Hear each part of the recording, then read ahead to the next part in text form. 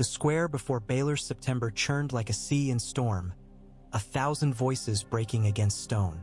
The sky above King's Landing wore the hard, white light of an afternoon with no breeze, and the heat made armor gleam and eyes sting.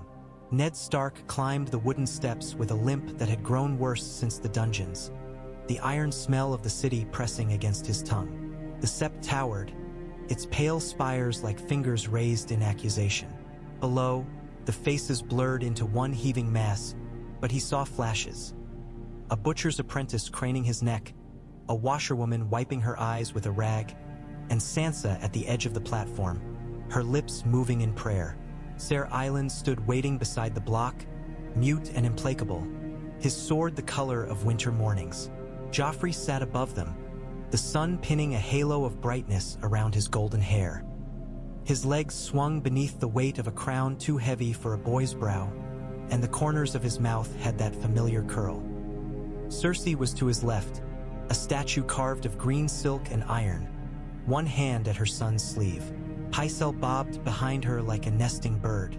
Littlefinger smiled as if he watched the final throw of a dice game he had rigged. Varys pursed his lips as if tasting the air for poison. Ned's knee throbbed. The wound had been cleaned. The humiliation could not be. He looked once at Sansa.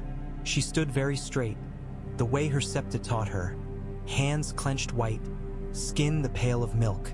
Septa Mordaine's absence struck him like the end of a song. Sansa's eyes were pools, and he could not bear to drown in them. Somewhere, if the gods were kind, Arya had slipped away into shadow. He clung to that as to a thin branch over a gorge. Ned's left hand brushed the wood of the platform. He had held 1,000 things. A sword hilt, a newborn son, a raven's letter with terrible words. He had known what a blade ahead of him meant.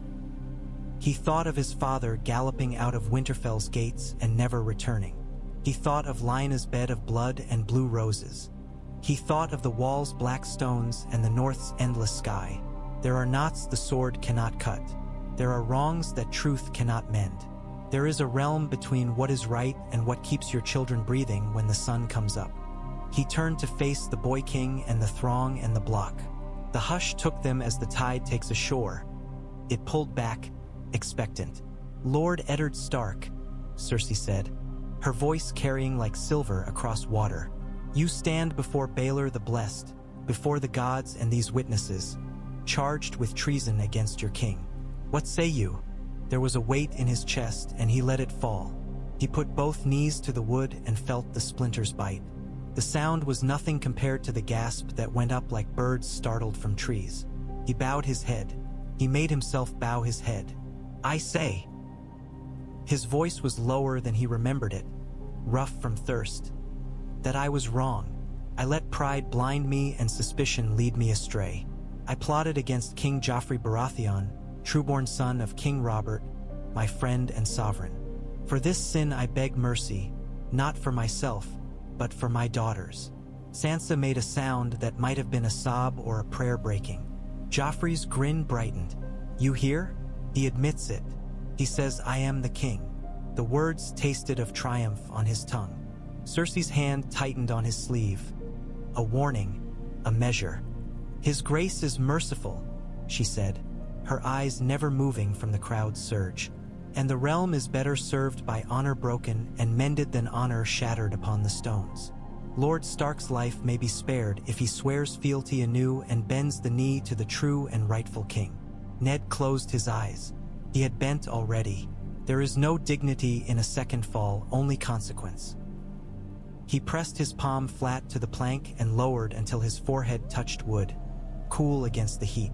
"I, Eddard of House Stark, do swear by earth and water, by bronze and iron, by ice and fire," he said, the old words thick with salt and ash. "To be true to King Joffrey of House Baratheon, to defend him and serve him faithfully against all his enemies and opposers. This I do swear by the old gods and the new." The cheer rolled up, confused and relieved and angry, washing over the sept steps. It did not break. Joffrey stood, young and terrible in his happiness. He knew mercy only as a mirror, an image of himself made large. "Rise, Lord Stark," he said. "I will have a loyal dog rather than a dead one." Cersei's eyes flashed. The line of her mouth did not change. She had planned a show of pardon and the wall, perhaps a broken man in black. Her son had given more. It was dangerous to give more. It was always dangerous. Ned stood. The world tilted. He reached for nothing and found air, then opened his eyes to Sansa's white face. The sword did not fall. A bell tolled inside the sept, and the sound ran like a crack through the heat. Ned breathed. Later, in the quiet of a cell less dark than his last and smelling faintly of old straw and candle grease, Varys glided like a shadow that had grown curious about light. "You surprised them," the eunuch said. "You surprised yourself." Ned sat on the pallet, rubbing his knee. A man does what he must for the children he has. Some men do what they think they must and call it honor. Others do what they truly must and call it shame. Varys' smile showed no teeth. His eyes showed no joy. The court will cluck. The north will mutter. But the world would be emptier of good if your daughter stood over your head on a spike. "She stood over my knee on a stage," Ned said. "I heard her voice and bent. I will not pretend otherwise." "You will not need to pretend anything," Varys said softly. "Pretending is for crows and foxes. You are a wolf returned to a snare with your own teeth." He sighed. "The queen intends to keep you close. Her father intends something colder. Her son intends whatever amuses him. Between those intents there is much room to suffocate." Ned met his eyes. "Why are you here?" "To see whether you still have your breath." The eunuch tilted his head. "A great many pieces will move now. Lord Tywin sits in the west with an army. The riverlands bleed, and your lady wife holds a dangerous hostage. The new hand is a boy, or perhaps a mother, or perhaps a rumor. The realm is a kitchen of hot soup, my lord, and the spoons are very many. Tell me where Arya is." Varys' lids lowered. His voice grew airlight. "A child small as a sparrow can be hard to find in a city that feeds itself on crumbs. But a sparrow leaves small scratches. Fresh bread missing. A dog quieted by a scrap of meat. I have ears for such scratches. She is not in chains. She needs a sword. She needs not to be seen." Varys spread his hands. "I will try to keep her that way, and I will say one thing more. The truth you discovered remains truth. It sits like a stone beneath all this shallow water. Stannis knows it. He will throw it into the pond and let the rings spread. What I discovered can drown us all," Ned said. "I swore fealty." "You swore to a name," Varys said gently. "Men make crowns to fit names. The gods do not always approve of the fit." He bowed. "Breathe, Lord Stark. Your breathing will be needed." When they brought Sansa to him, she came with the sunlight on her hair and the trembling still in her bones. She flung herself at him without courtesy, without court manner, only a child again, and he closed his hands around her shoulders and felt how thin she had become. "I thought," her voice cracked. "I know," he said. "I prayed to the mother.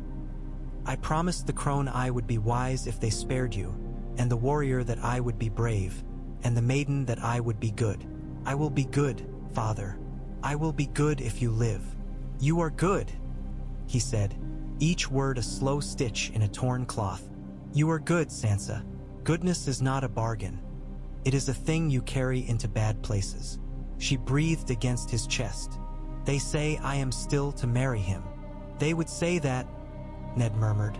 The words like a stone he rolled with his tongue to see if it loosened. "Can't we go home?" she whispered. "If you have bent the knee, can't we go home?" Every gull that had ever wheeled over White Harbor lifted in his chest and cried.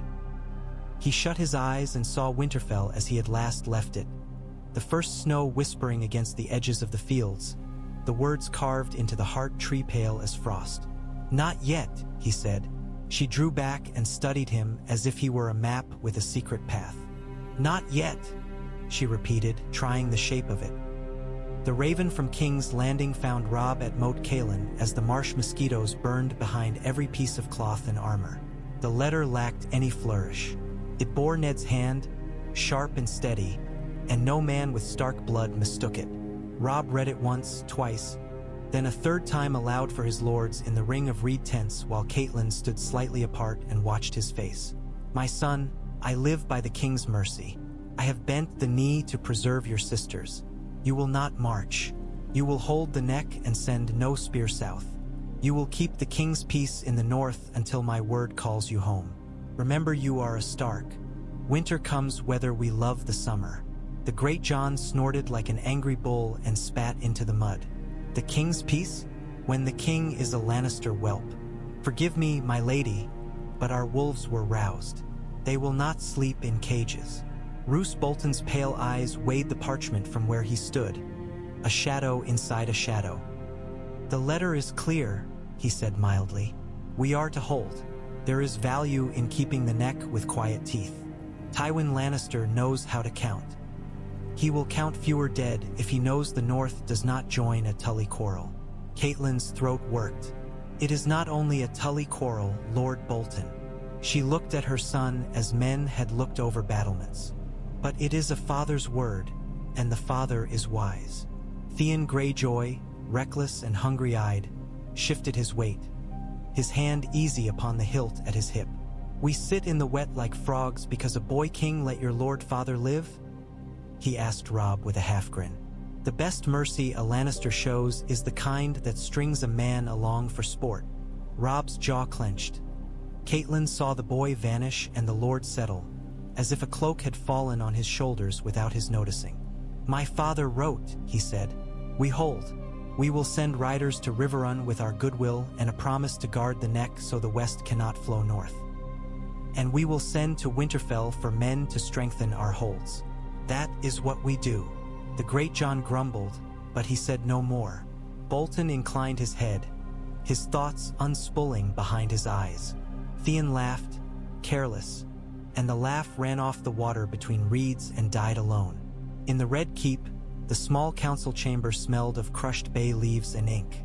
Cersei sat in Robert's chair as if it had always known her shape. "He will be our Warden of the North," she said, testing the arrangement like a jeweler tapping at a setting. "In name if not at once in place. The North will not rise with their lord set to watch them." Littlefinger's mouth made a shape that might be called approval.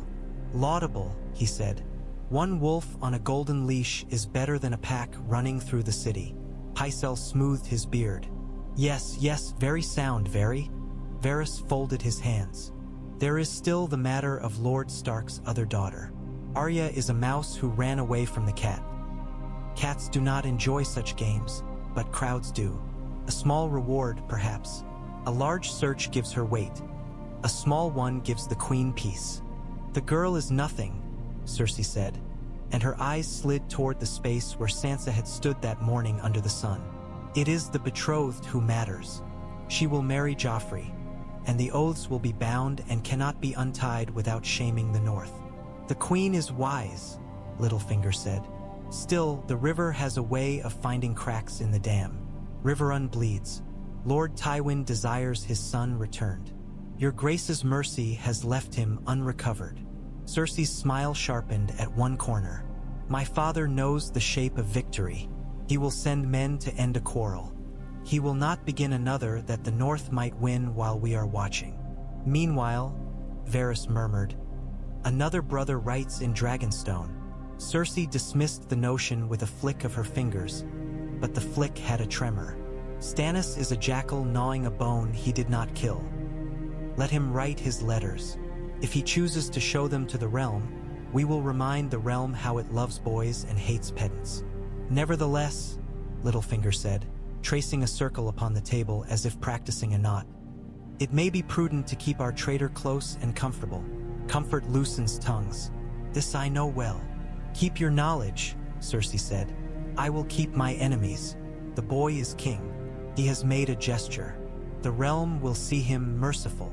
When Tyrion arrived at the city with the mountain clans howling behind him like the north wind somehow uprooted, he smelled the sea and the rot and the ambition, and he laughed until Bronn told him he looked like a man laughing at his own execution. "Perhaps I am," Tyrion said, nudging his horse forward through the press. "But at least I am short enough that the rope will not have far to fall." He was taken before Cersei with less ceremony than the daughter of Lannisport would have given him and more than a whore would have. She informed him he was to be hanged, and he smiled as if she had told him he had a new boat. Then he went seeking Varys' whispers and Littlefinger's smiles like a man buying knives with which he would later be stabbed. He saw Ned Stark in the corridor near the Queen's ballroom, a lean sentinel with tired winter in his eyes. For a heartbeat they faced each other and measured all that had been thrown and all that had not. Tyrion broke first, as he preferred to do when the air smelled of honor. "My lord," he said, inclining his head, "I am told you kneel very well." Ned's mouth twitched as if an old instinct had moved and been strangled. "I am told you dance through snares." "The trick," Tyrion said, "is knowing which loops to step in and which to cut." "Men who cut snares sometimes cut throats," Ned said. "I have bent my own for my daughters. That is not a trick. It is a necessity." Tyrion studied him with the patience of a cat regarding a stoic mouse. "Everyone has necessities," he said. "I am hanged now. I will try to keep your necessities from becoming the city's disasters. If I fail, at least we will have stories." Ned found, perversely, that he preferred this Lannister to most he had met. "You should not be in the habit of failing," he said. "I have given it up," Tyrion replied gravely, "but I take it up again for my family." Arya learned the underways of the Red Keep as a map that had always existed under her feet, waiting. Her stomach growled at night like a small caged animal. Her feet bled. She found a boy with hair like a coil of rope who had once cleaned the floors for a baker, and he showed her how to slip bread by pressing her thumb into it until it flattened and could slide beneath a shirt. She watched a gold cloak drink himself to sleep and lifted a knife from his belt and touched the blade with her thumb until the bead of blood swelled and fell. She said names in the dark. Joffrey, Cersei, Alan Payne. The names were stones she placed in the river of herself to slow the water. She did not say her father's name. He was not a stone. He was the river. Yoren found her not because he was a sorcerer, but because he was a man who had learned how boys looked when they were girls and hungry. "Got names in your mouth, boy?" he asked as he squatted, his boots leaving patterns in dust like owl's eyes. Arya looked at him through hair that tangled over her eyes. "I'm not a boy, and I'm a peacock," Yoren grunted. "You're coming with me. My lot will travel north. Cities turning. Lads with soft ears get them cut off in turns like this. You want your ears?" Arya touched one ear as if to be sure it remained. "I want my father. Sometimes you don't get what you want." Yoren's eyes softened for a heartbeat. "Sometimes you get something that keeps you alive long enough to take back what you want later." She went. She kept her knife. She kept her names. Ned watched the city preparing to bleed. The letter came, unrolled upon the council table in a hand he knew before Varys said the name. Stannis Baratheon. The bastard truth glared from the parchment like sunlight on snow. Cersei crumpled it and laughed too loudly. Joffrey called for Stannis' head. Tyrion poured wine and said the walls would need rebuilding and the river would need defending. "Wildfire," said Haleen of the Alchemists' Guild with a gleam in his eyes like a wind-stroked candle. "We have been preparing a great many jars. It is old, old fire, and it remembers how to burn. Old fire that remembers how to burn in our enemies and our friends," Tyrion said. "We will take it, carefully." Ned stood silently as they plotted death. The vows he had spoken at Baelor's September lay across his shoulders like a cloak he could not shrug off, heavy and damper by the day. Stannis was right. The realm had a right to the rightness. But children bled the same under the wrong banner as under the right, and if the wrong banner had his daughter tied to it. He met Tyrion's gaze once. The small man nodded as if they had agreed upon a thing neither would say aloud. "We will save who we can and argue about justice if there is any air left." The day the fleet came up the Blackwater like a row of teeth in the river's mouth. Ned wore chain and a breastplate, and his sword hung from his hip. He had not stood on a city wall in full harness since the Greyjoy Rebellion, and King's Landing stones did not know the winter weight of a Stark's steps. The men around him smelled of onions and fear. The hound's laugh drifted up, hard as gravel. Joffrey strutted and postured on a high platform, pointing with a scepter as if that were a spear. Sansa sat in a chair in the tower with other ladies, a flock in a cage, while Cersei presided with a cup and the look of a woman who had a list of names not for prayer but for eventual punishment. Tyrion's voice was like a bell cut in half. "Archers, wait. He nodded to Haelene. "Light it."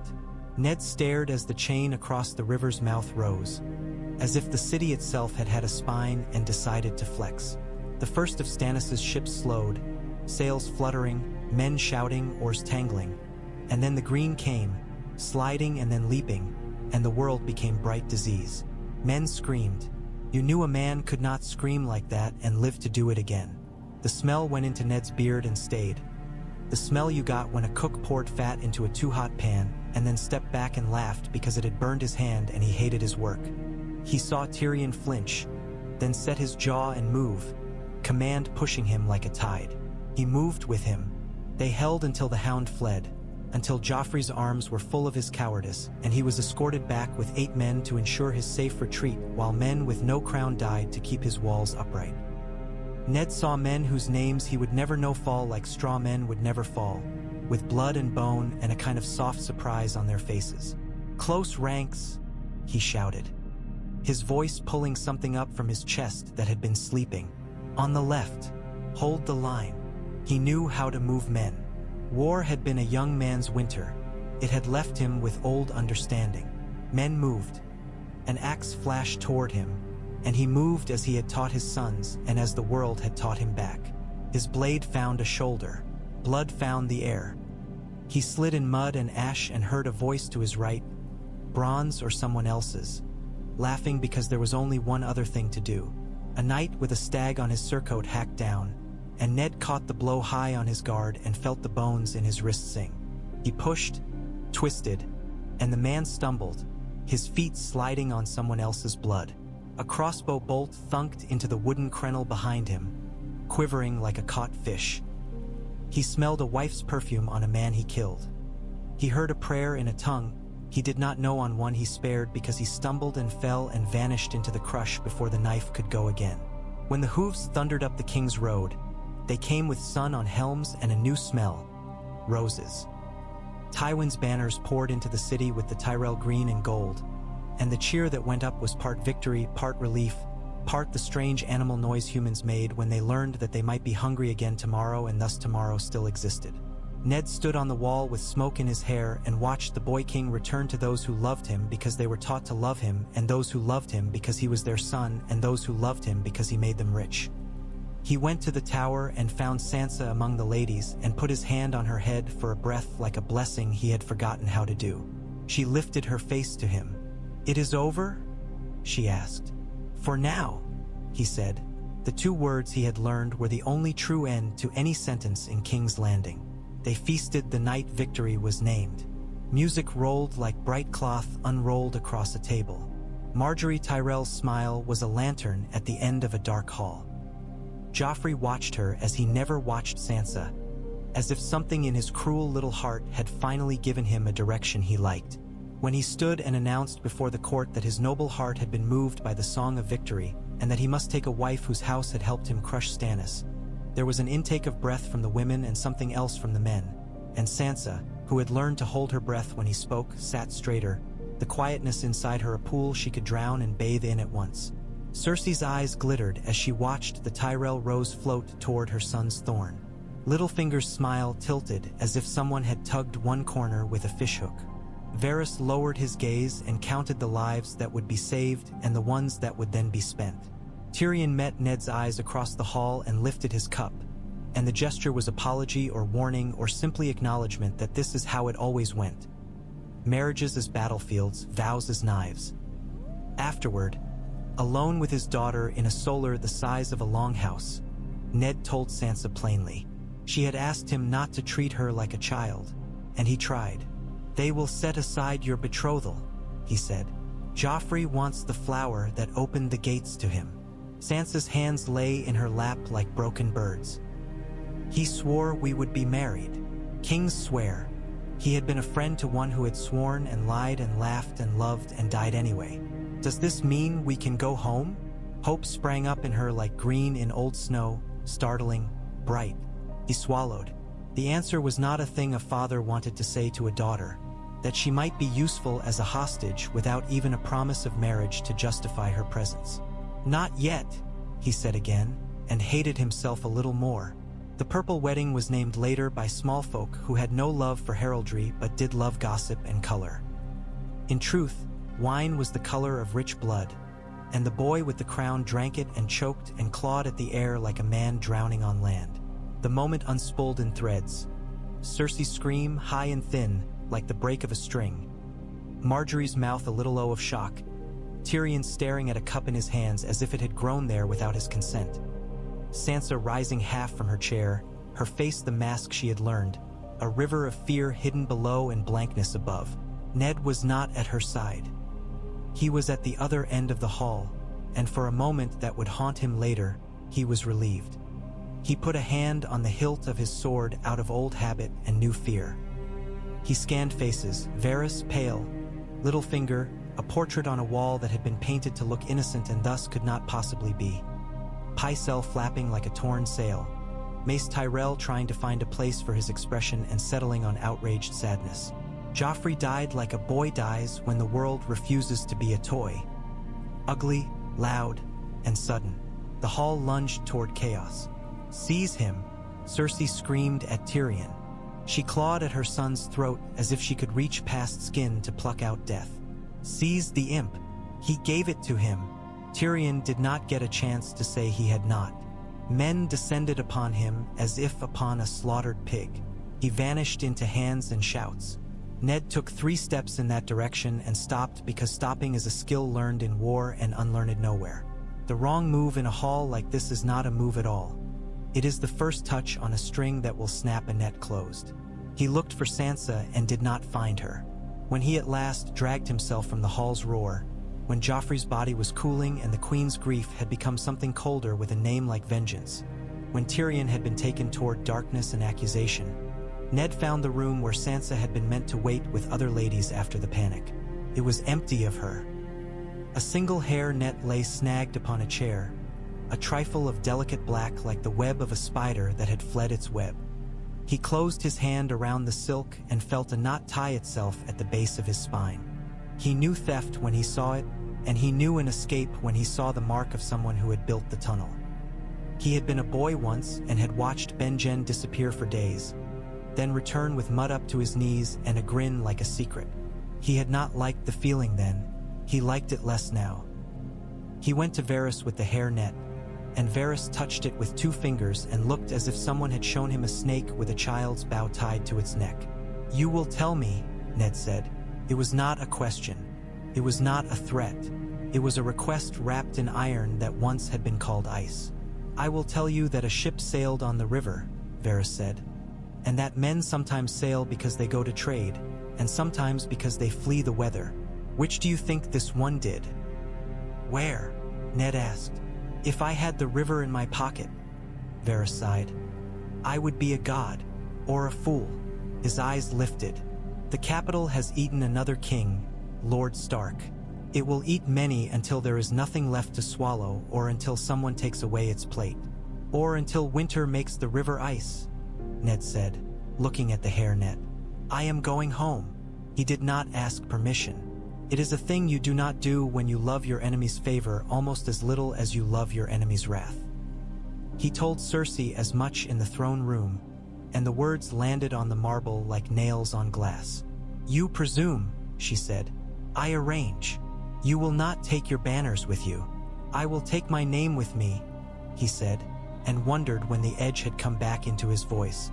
"It will be enough." Tywin, who measured men not by their voices but by the consequence of the words they chose, studied him as if he were a ledger that had suddenly begun to add itself. "You will keep the king's peace in the north," he said after a pause. "You will send men if the crown calls for men. You will keep your bastard truths to yourself, and you will remember that your grandson may yet sit the throne if the right girl is born to the right boy in the right bed." Ned felt the net in his pocket and said nothing. The road north stretched like a song learns how to stretch, with refrains and bridges and the places where men's feet had worn grooves into stone. Sansa did not ride with him. He did not say her name aloud on the road. He might have broken. He rode with an escort and the memory of smoke. He crossed the neck under a sky that had learned how to be gray. When he saw the first of the barrow mounds and the old names carved upon old stones, something in him uncoiled that had been trying to be a knot for months and failing. He breathed cold air that smelled of rain and dirt that had never grown grapes. At Winterfell, the ravens had flown until their wings ought to have burned. Bran greeted him with a new set to his jaw and a sadness around the eyes which told every tale no raven had needed to carry. Rickon threw himself at Ned so hard he staggered, laughing and crying. The dire wolves wove around their legs like night itself made creature. The heart tree was pale and waiting, and the face carved in it had never looked to Ned so much like an old friend who had kept the porch lamp burning without knowing whether the one he awaited would come. Catelyn reached him with a sound like water finding its stone bed after a long drought. They held each other with a fierceness that had nothing of court or pretense in it. When they parted, they counted the missing aloud. Sansa, Arya, and now, from what ravens told Tyrion taken, strange to put him on a list like that, he was not theirs, he was something else. Robb stood beside them in the yard with men behind him. Lords who had marched and then not, who had sharpened blades and then sheathed them with grumbles. Above them, the broken tower watched.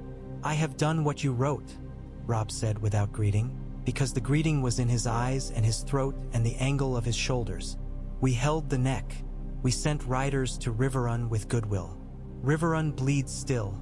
But the king is dead," Ned finished, and the words were a kind of bread he forced himself to eat. Dry necessary. "And a younger one sits," Robb said. "Tommen, a child," Catelyn murmured, "gentler than his brother. There is talk of a Tyrell queen to guide him. Marjorie, she smiles like a secret. Let King's Landing arrange more marriages," Ned said. "Winter is coming." He went to the God's Wood alone that night. He knelt beneath the red leaves and watched one pale leaf drift and land on the back of his hand. It stuck there as if the tree itself would not let him leave. He thought of promises, those he had kept and the ones he had broken and the ones he had never had the courage to make. He spoke names into the cold that he had not let anyone hear. Lyanna, Benjen, their father, Sansa, Arya.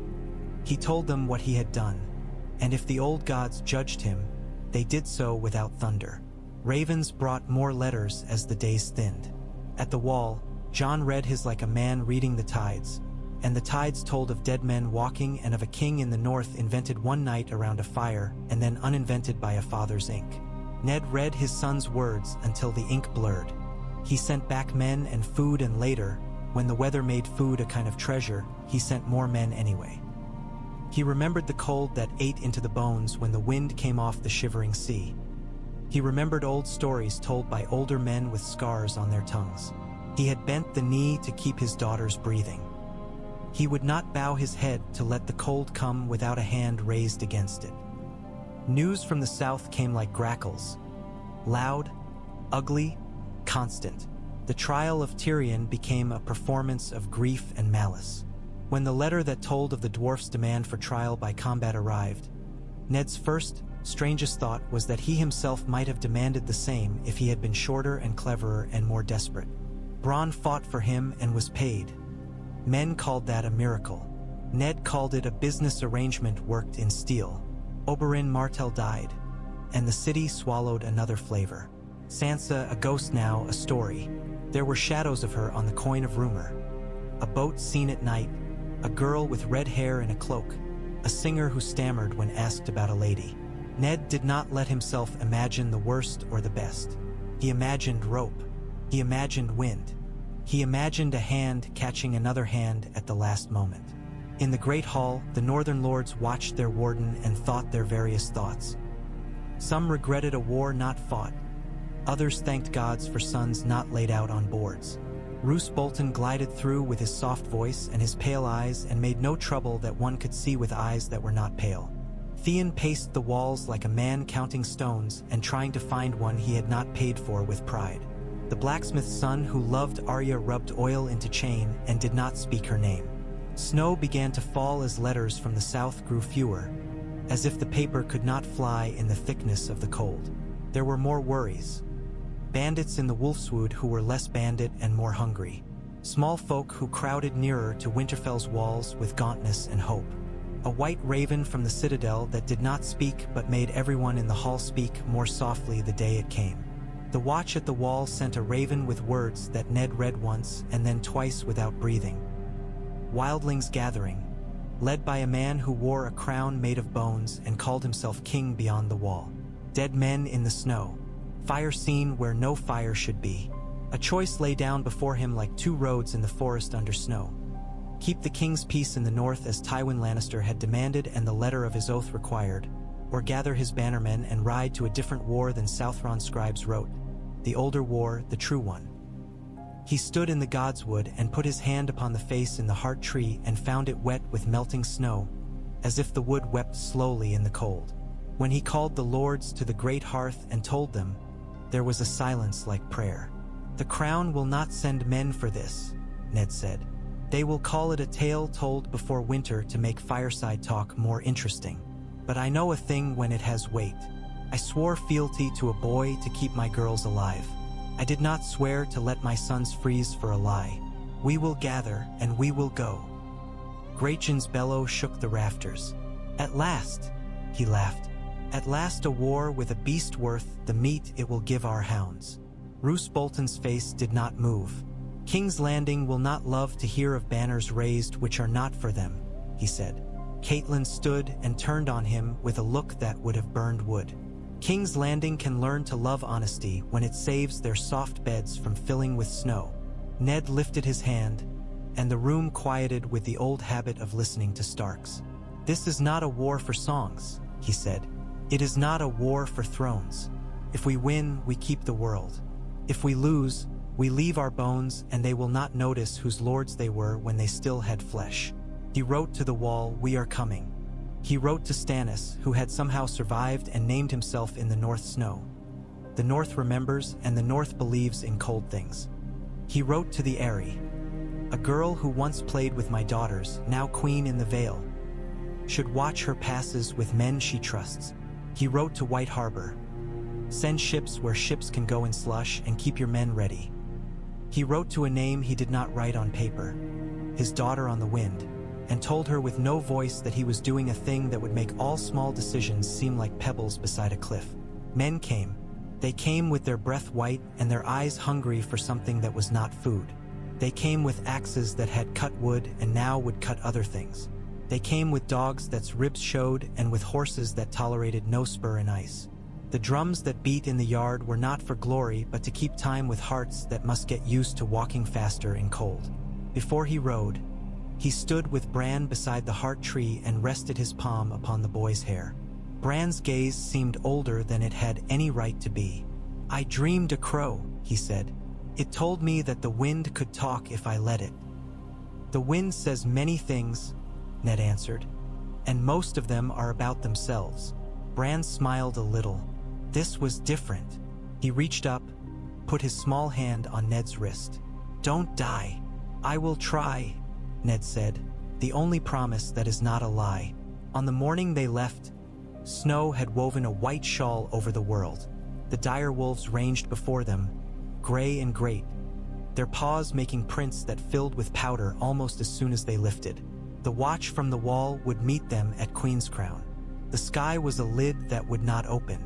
Robb rode on Ned's right, his jaw set as if deference and impatience had chosen him as their battleground and were fighting a quiet, ugly duel. Robb did not know if he was a son or a lord first. He would learn. Theon on Ned's left grinned too often and looked toward the west with a longing that turned sometimes into a dare. Bolton's men flowed like shadows where shadows had no business. The horns of Winterfell blew a farewell that sounded like a beginning. They crossed the barrows, moved through the King's Road, which did not feel like a king's possession when it was under snow, and joined with men in mail from the Rills and Bear Island and Umbers leaning forward like oxen.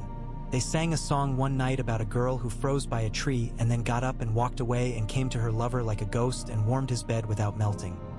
It was a stupid song, and men sang it softly and smiled into their cups because they were afraid. At Queen's Crown, the watch met them. Black cloaks with frost at the edges, faces burnt by wind, Lord Commander's raven pecking at a button on a glove as if it had mistaken it for food. Jeor Mormont held out a hand like a great root. "Eddard Stark," he said, "about time." "Time is stubborn in the south," Ned replied. "You will find the cold teaches it manners," Mormont said grimly. Jon stood behind him, snow crusting his curls, a man now and not a boy.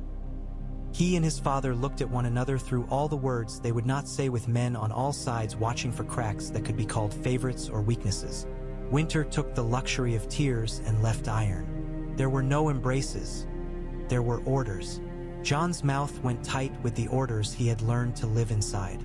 They fought in woods that looked like claws and in marsh where men went down to their hips and then to their hearts and did not come up. They fought men with bones in their hair and women with knives in their boots and boys who had never had shoes at all. They fought things that did not speak except with the sound frost makes cracking. One night, Ned saw a shape move through trees that were so still they could have been carved, and when the shape turned and the moon slid across a face like ice over a pond, Ned understood that there were nightmares in the world that did not need sleep to exist. He lifted his sword and it felt useless. Then something small and hot in him said Sansa, Arya, and his legs found strength as they had found it when they had been 30 years younger and the world had seemed like a thing a man could shape if his heart did not falter. Word went south but slowly, as if it were walking on wooden legs. Cersei played at being regent and at being something more dangerous than regent before wine soured in her mouth and friends soured in her bed. Tywin moved pieces until his pieces moved him onto a bier. The Tyrells smiled and grew their garden tall. Then knives came under petals. Enemies invented them. 𝒉𝒐𝒏𝒐𝒖𝒓. Allies did likewise, sometimes with the same faces. The eyrie closed itself around Lysa's boy like a mother cat around a runt. Stannis burned and marched and held and lost in cycles that looked grimly like breath. None of that mattered when the wind came hard and the white moved with it.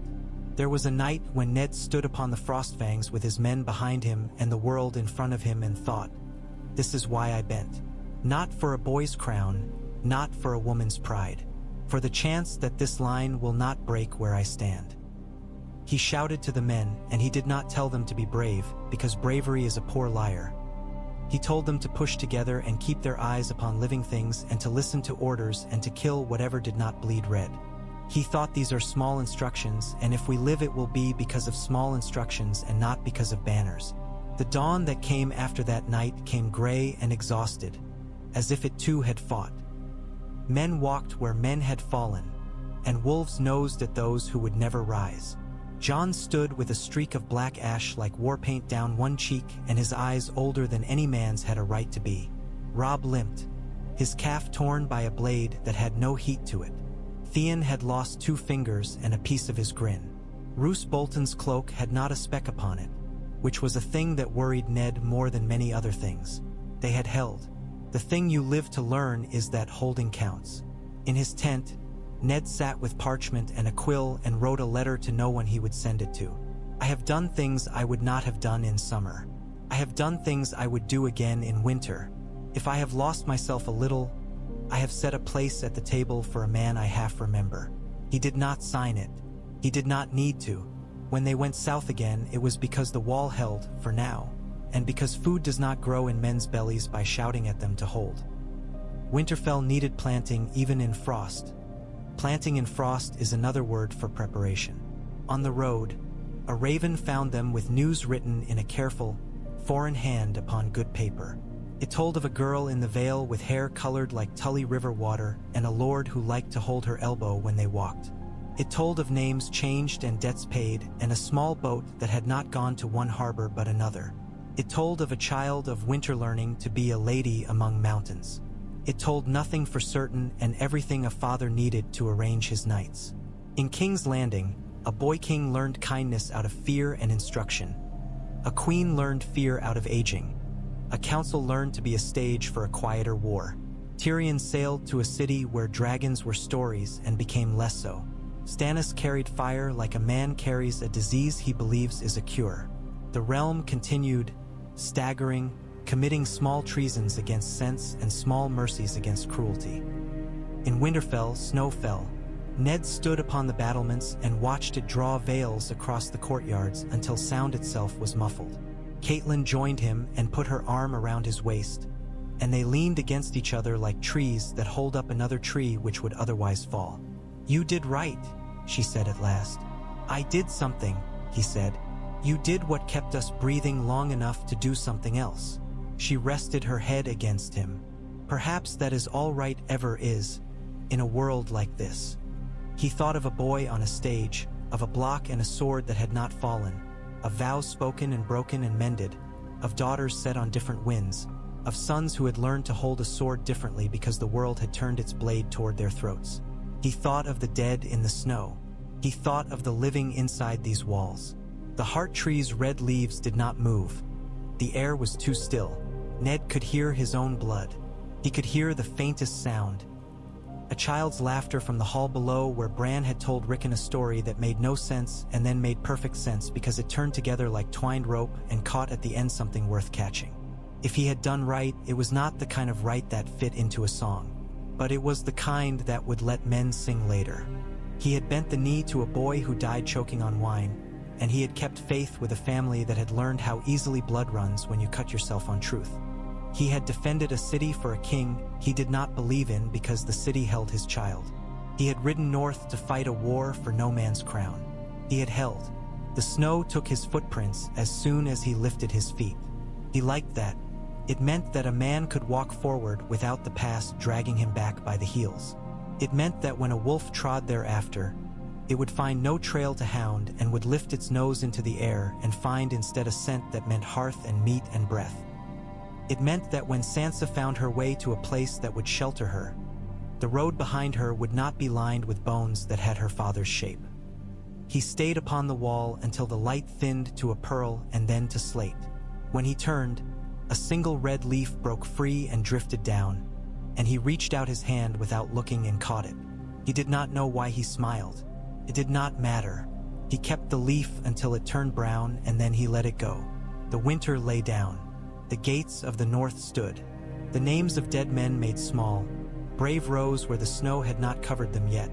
And the living carried water, and the dreamers dreamed dreams which were useful and those which hurt, which was to say the big dreams that teach. The ravens came and went, and sometimes they brought of the south a stench like rot and sometimes a sweet like honey. There were days when the sun found the snow at just the right angle and made diamonds in the courtyard, and the smallest boy in the kitchen slipped out and caught one and laughed to find that he could not keep it. There were nights when the wind called like a mother calling her children home. Ned learned to answer. He learned to say no to the wind when it asked him to remember the particulars of regret. He learned to say yes when it asked him to walk another circuit of the walls. He learned to say he would be merciful where mercy strengthened and pitiless where cruelty would keep more men in their beds and less under stones. He learned that bending once does not mean a man must stoop forever. He learned that the work of the living is the same in frost and in heat, to keep the light in the rooms where children sleep. When the next raven came with ink scrawled by a girl's hand that had learned to disguise itself but had not forgotten how to write a father's name, he read it with the steadying breath of a man cutting bread. Slow, careful, grateful for the grain. "I am alive," it said. "I am not happy. I am learning. I will come home if the road grows a spine. Tell Arya if you see her that I kept a needle near me, even when I wore silk. Tell Bran that the sky over mountains is a kind of north. Tell Mother I ate something quite dreadful and pretended to enjoy it." He read it twice. Catelyn read it 3 times and then traced the fold with a finger until the paper might have parted. He went out into the yard and stood while the snow made its soft noise against his brow and said nothing to the air that would carry it away, because some words, like some kinds of love, grow stronger when you keep them between your ribs. The realm would lurch and right itself and think it had righted itself and lurch again. Kings would sprout like mushrooms and be gathered. Queens would surprise themselves and then those around them. Old houses would discover that roots go down into strange soil and sometimes tap water you did not know was there. Men would die. Girls would learn how to carry knives without cutting their dresses. Boys would learn how to make bread. wolves would learn how to step softly when the deer were thin. And at Winterfell, in the long house with its tapestries and its fire and its draughts and its laughter and its griefs, a man who had bent stood as straight as the rest of the world allowed and watched windows and hallways and the small, necessary miracles that occur when people keep living. He had chosen the path that kept breath in the chest and left a line of frost in the soul. He could live with that. He would have to. He had chosen it for all of them. The last light went out of the day as if someone had cupped it in their hands. Ned turned from the battlements with the sense that the night would be cold and that the cold would be honest. He welcomed both. He went down to eat, and he ate like a man who knew food stored meant a bet against darkness. He listened to Robb tell him what needed fixing and what had been fixed and what would never be fixed because the world sometimes prefers a slight ache to a bright cure. He listened to Rickon tell a story that made him clap and to Bran tell a dream that made him frown and then nod. He felt Catelyn's hand find his knee under the table, a touch like a kind of vow he could make easily yet never take for granted. He slept that night with the sound of the wind asking the walls questions and the walls refusing to answer. In the morning there was work and he did it. He wrote letters. He read them. He stood before men and reminded them that they were men and that this is not always an insult. He walked among women who brewed and knitted and learned that power must be fed and warmed and mended or else it will starve and shiver and tear. He gave a judgment about a cow. He gave another about a man who had stolen bread, and another about a boy who had lied to get out of work, and another about a woman who had not lied but had worked too much and needed someone to tell her so. In the courtyard, the snow lay so thick that the ghosts of summer could not find their way across. Ned looked up, and the sky looked back, and in that exchange there was no promise except the one living things make to one another without words. I will try to keep you warm while I can. The rest is not up to me. The morning after the letter came with the careful hand. Winter lay over the fields in soft folds, and the chimneys blew their slow gray. Ned read it twice more by the window. The wax seal turned between his forefinger and thumb like a thought that would not resolve. Catelyn stood across from him and let the silence sit until it grew familiar. She dared, she said finally, and the words were both pride and ache. A Tully would. A Stark would, Ned answered. But he smiled, and the smile had the river in it. Elaine, he said, tasting the name and finding Sansa's voice beneath it. There is mischief enough in the Vale for a girl with a false name. Petyr Baelish's mischief, she said. It always arrives dressed as opportunity. He slipped the letter into his cloak as if it were heat and went down to the yard where men were laying planks across ice puddles and the direwolves watched with impatient eyes. Robb came from the stables with snow on his shoulders and the stiffness in his stride that told of a wound still setting and a mind setting faster. The watch has sent a raven too, he said without greeting. Old Bear asks for grain and men, and Samwell Tarly wrote a plain hand that spoke of dead moving again near Mole's town. He says they do not like the obsidian. He says it breaks the blue. Dragenglass, Ned murmuret. He read it in a book and then he proved the book. He nodded once as to himself. We will send grain, we will send men, and we will ride again. Catelyn's mouth tightened, but she did not argue. She had, he thought, long ago learned the futility of arguing with a man who would go north whenever the sky looked back at him without blinking. You will take a heavy guard, she said instead. The cold grows teeth. The cold always had teeth, he said. We are just tasting them. Roose Bolton came late to the hall with the other lords. Karstark with a face like a carved masthead. Manderly's man with hands soft from ink and fish. Great John stumping like a bear who had learned to live in a keep. Bolton's cloak was as pale as morning. He listened while Ned spoke and gave no sign that the words struck or slid. The watch is thin enough that the sunlight passes through their ribs, Ned finished. If they fall, the fall will not stop at their feet. The realm may not hear it with all its music, but the north will. We ride to Castle Black with bread and iron. We will not take banners, only men. Bolton's pale eyes found Ned's and settled there a moment. The king will see a march and call it rebellion. The king can see a march and call it what he likes, Ned replied. I will call it the duty of a warden. The Lannisters call many things treason, so they may charge interest on them. The great Jon boomed and slapped his knee. I was bored of counting barrels. I've sharpened the same sword thrice this week and not nicked it on anything but my own patience. The wall will give us meat.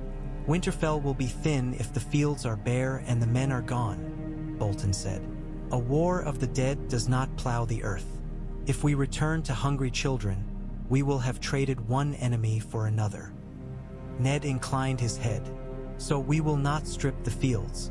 We will leave men enough to bring in the little harvest winter allows and to keep the roads open when snow makes them think of closing. We will leave you to see that done, Lord Bolton. Your men are steady in cold. There was the faintest pause, like the lift of a bird's wing before it takes air, before Bolton bowed. I am honored. Theon lingered at the table's edge, lean and quick and restless as ever, a dog at a door that would not open.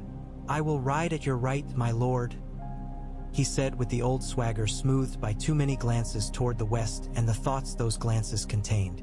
The watch could use a Greyjoy without a ship. You will ride where I put you, Ned said, which was kinder than it sounded.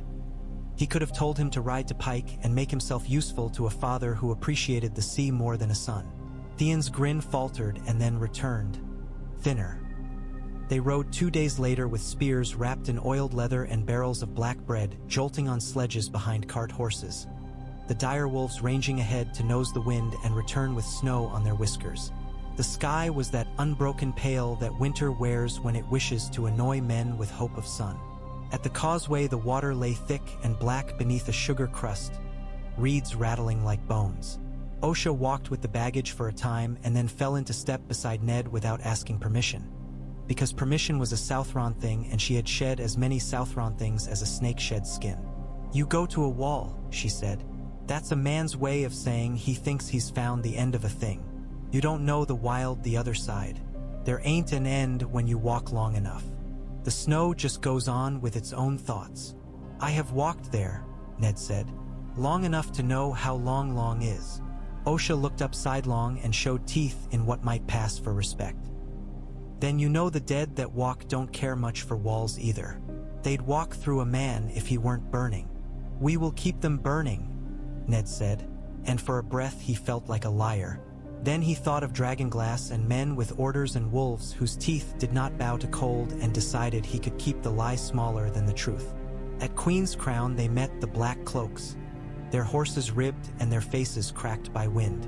Jeor Mormont's beard had grown whiter, and his eyes presented a ledger full of accounts and no coin. Jon stood half a horse length back, and Ghost stood with him, and when Ned dismounted his knee stung, but he kept his face as it had always learned to be. Lord Stark, Mormont said, we did not expect bread. You asked, Ned said. We brought what we could. I thought of bringing wine, but Tyrion Lannister was not here to drink it all before it did any good. Jeor's laugh sounded like two stones knocked together. We'll drink to him if we live. Jon's gaze held a discipline it had not when he had left Winterfell. The boy had been sand and the wall had made him glass. He saluted, clean and crisp. Ned saluted back because a lord owes a soldier the courtesy of being seen. They had not been long in the yard when a horn sounded from the tower and the ravens lurched like clumsy black snowflakes. A southern banner appeared against northern sky, riding hard, the stag on gold with the flame's shadow behind. Stannis Baratheon came up the King's Road with fewer men than pride and more discipline than comfort. Banners held at the perfect angle, the horse's breath like smoke from the mouth of a forge. Davos Seaworth rode near the van, his face made of worry and loyalty and the knowledge of some's a poor man keeps in the bones. Stannis dismounted like a man dismounting his argument.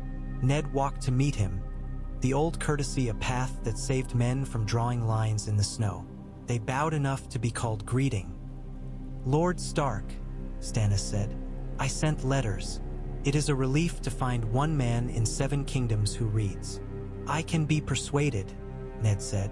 You have been fighting another war while this one crept down the back stairs. I thought it time we paid our respects to the right enemy. Stannis's mouth made a flat line. The wrong enemy is south of us in a city of fools. The right enemy stands in cold air and does not learn to kneel. You have bent the knee to a boy with no right to a crown and thus to the woman who put it on his head. That was a coward's choice made by a brave man. Kept your girl breathing. I do not deal in girls. I deal in laws. I deal in lives, Ned said, his voice even. You have truth at your back and a God who tells you he knows what fire means. I have winter at my gate. We can contradict one another all day and never warm so much as a tooth.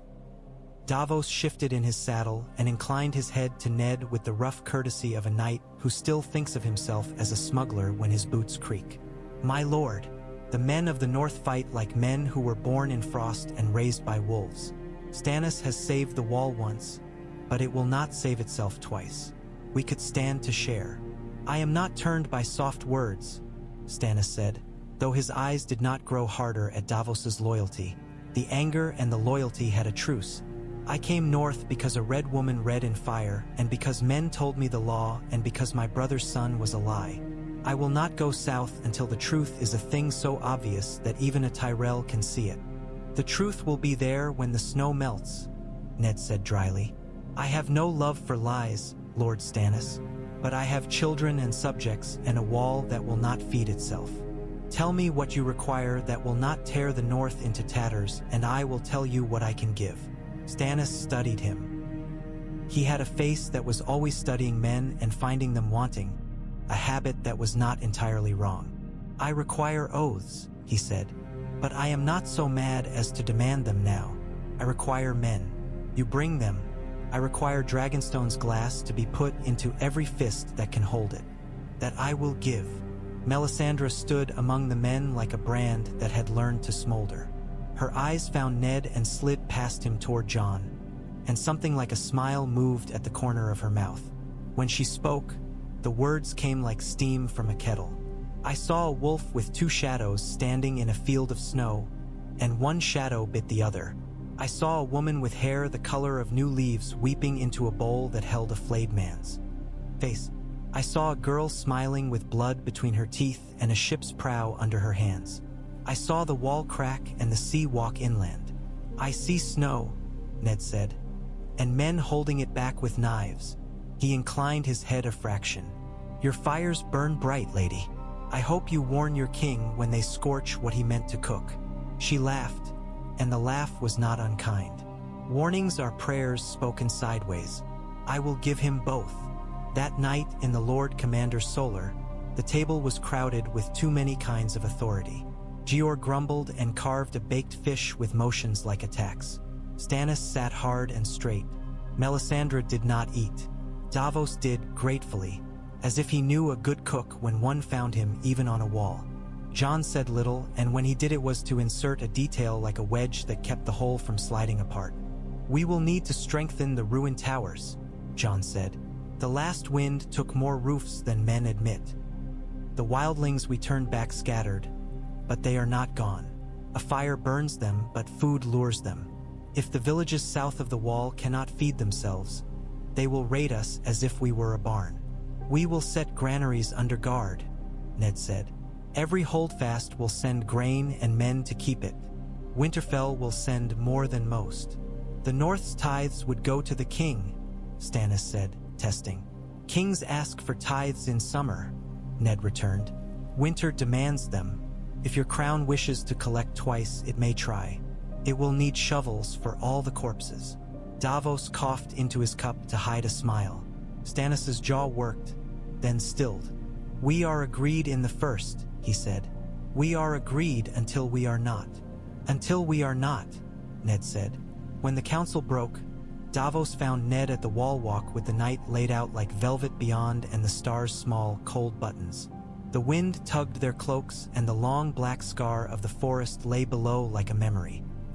You speak plainer than most south of the neck, Davos said. It's a habit I envy. It is a habit that breaks teeth, Ned answered. Sometimes it is worth it. I have a daughter who can read any book I put in front of her, Davos said suddenly, as if he had meant to speak of something else and could not. She reads better than I do and better than many lords I've met. She reads about dragons as if they were pets that might be taught tricks, and about kings and heroes, and about men who said no at the right time. Keep her warm, Ned said quietly. And keep the book nearby when she sleeps. Davos laughed once. You are a father before you are a lord. I am a father when I remember to be, Ned said. The rest follows. Ghost slid out of the dark like fog with a will and pressed his head into Ned's hand. When Jon appeared a heartbeat later, the effect was that the wolf had pulled his master on a leash. They stood together, silent. The silence between them had grown up while Jon was away, and now needed tending as a garden needs water after a winter. Finally Jon said, without looking, "You treated me as your son. You were my son," Ned said. You are. The wall made me think of words differently," Jon said. "Words spoken, words swallowed. I do not regret the ones I kept down." "I regret the ones I kept down," Ned said, and the wind took the words and scattered them and made them harmless. "There is a thing Stannis will offer you, perhaps has already. He will tell you he can make you a Stark." Jon's shoulders tightened the way a hound's do when it hears a note of anger. He spoke of it. He would have me break my vows. He would have me turn the honor I made into a coin for a different debt. He thinks he knows how to count honor. "Honor counts men," Ned said. "It does not count itself. If you do not take it, it will be because you gave your word to other men with less to give you back. That is the best reason not to take a thing." "I am not a boy," Jon said. "I wanted a name more than food once. Now I find I eat better without it." Ned put his hand on Jon's shoulder and felt the bone under the wool, solid and unfamiliar and exactly what it should be. "Then we understand one another. If the time comes when a Stark is needed and it must be you, we will tear the one to be saved from the one to be given. Not before." He rode back from the wall with ice crusting the horse's manes and a sense of something held in the hands too long that might melt and run away if he relaxed. He sent men to guard the granaries and boys with sledges to drag obsidian from stores lent by Stannis and the Watch. He had blacksmiths smithied to chisel and temper and women set to stitch leather sheaths for knives that looked like glass. And he had old men taught how to stab without breaking their wrists and young ones taught how not to run until told. Birds came through the snow like thoughts. One carried a parchment with a hand he recognized even before he saw the unhandsome curl of the letters. Maester Luwin's cousin at the Dreadfort, or someone who had bribed him to use the cousin's seal. The words were too polite. Politeness in a winter letter is fear. There were killings east of the Weeping Water. Flayed men left where wolves could not reach them because the snow brushes the hair but does not melt skin. Roose sent a separate note that mentioned bandits with cruel hands, and Ramsay was not named at all. Ned folded both letters and put them next to Sansa's like two teeth and a flower. "Ramsay Snow," Robb said when Ned laid the knowledge between them. He looked at the map as if it might flinch and tell him more if he stared. "Bastard of the Dreadfort. He hunts girls as if they were deer. I never liked the way Bolton smiled. He does not smile with his cheeks. You will not like the way he refuses to bleed when stabbed, either," Theon muttered from the hearth. "Boltons are eels. You try to hold them and get slime for it." "Your father has knives as well," Catelyn said, but it was an old argument and lost color in winter light. "We cannot prove Ramsay's hand, but we can stop it scratching. We will send men east quietly," Ned said. "We will rout raiders when we can pretend they are raiders. We will pull small folk behind walls they think are too close to other men and show them walls mean neighbors in winter. We will not accuse Roose until we can cut, and when we cut we will not miss." Theon did not sit. He stalked the stones like a restless cat, and his face had the look at war when his thoughts sailed over water. "There is other raiding," he said finally, almost casually. "Ravens from the rills say longships on the stony shore. They don't say my father's name. They never need to." "Balon," Ned said. The name brought back smoke and a tower and men with salted beards dying under pikes in a yard that stank of tar. He waited for weakness. He always had that patience. He's not young enough to learn a better habit. "Asha takes what he cannot hold." "Asha?" Theon repeated, and the word tasted like old salt on his tongue. There was a longing in the saying and a challenge to it. "I could go to Deepwood and parley. She always liked me better than most." Catelyn tilted her head. Did she? Or did she let you think so because it made you useful? He treated the question like a thrown blade and let it pass him by. I can name the gray garden inside her head. If I make her laugh, she'll count it as a debt. If I beat her at knives, well, she never likes that. She is her father's heir, Ned said. She will not sell your loyalty for a smile, but if you can take it as coin and buy time with it, do so. Go with 𝒉𝒂𝒏𝒏𝒊𝒔𝒕𝒆𝒓 men.